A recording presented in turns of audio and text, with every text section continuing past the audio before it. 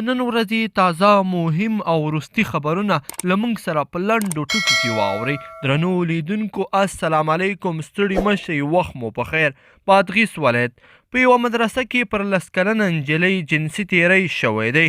د بادغیس ولایت په یوه دیني مدرسه او جومات کې پر یوه 10 کلنه نجلۍ جنسي تیری شوی دی چې له کبله یې دغه نجلۍ ولایتي روغتون ته رسول شوې ده. د بادغیس ولایت والي عبدالغفور ملکزی پیښه تاند ورځپاڼې ته تاییدوي او وایي د پنجشنبې په ماسپښین د قلعه نو ښار په یو جومات او مدرسه کې دا پیښه شوې ده. نوموړی وایي ولایتي ادارې دا مدرسه له پیښې وروسته تړلې او نجلۍ یې د ښې درملنې لپاره د هرات ولایتي روغتون ته رسولې ده. عبدالله طالبانو ته وایي جګړه مو هدف ته نشي رسوی، د حل لارې خبرې دي. اجرایي رئیس او ولسمشرۍ ته نومان عبدالله وایي سوله د افغانانو غوښتنه ده او په دې برخه کې باید له هر فرصته پوره ګټه واخیستل شي. نوموړي چې نن په کابل کې یوې غونډې ته خبرې وویل د جګړو د دوام له امله ډیری فرصتونه له لاسه وتلي دي او که چیرته له دې وروسته روانې جګړې د پای ته رسولو لپاره هر فرصت لاسته راځي باید ګټه ترې پورته کړو.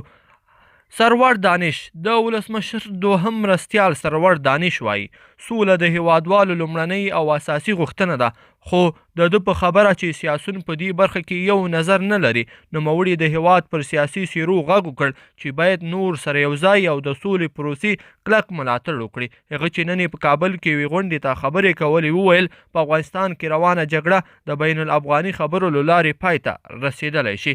CNN وایي ممکن د افغانستان امریکایي پوهنتون وتړل شي. CNN د خپلو سرچینو له قوله ویلي ښایي راتلونکی کال د افغانستان امریکایي پوهنتون خپلې دروازې د محصلینو پر مخ وتړي. د راپور پر بنسټ د دې پوهنتون 80 سلنه لګښت د امریکا د پراختیایي بنسټ USAID له لوري ورکول کیږي او راتلونکي کال کې ښایي همدا مرستې بندې شي او په ورته وخت کې د دې پوهنتونونو تمویلونکي ویلي علمي بنسټونه باید د دې وړتیا ولري. قزاقستان ته ورځو. قزاقستان کې د الوتکې نسکورېدو پیښې 14 کسان وژلي. قزاقستان کې یو مسافر وړونکې الوتکه غورځېدلې چې له امله یې 14 کسان وژل شوي دي.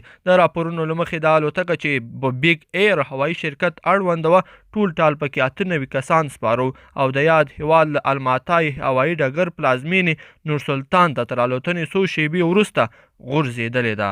ګرانو لیدونکو په دې هیله چې د نن ورځې خبري ټولګه مو راسره تر پایه پورې کتلې وي. که چیرې مو خوښه شوې وي نو حتما در سره لایک کړئ او نورو ملګرو سره هم شریکه کړئ. مننه.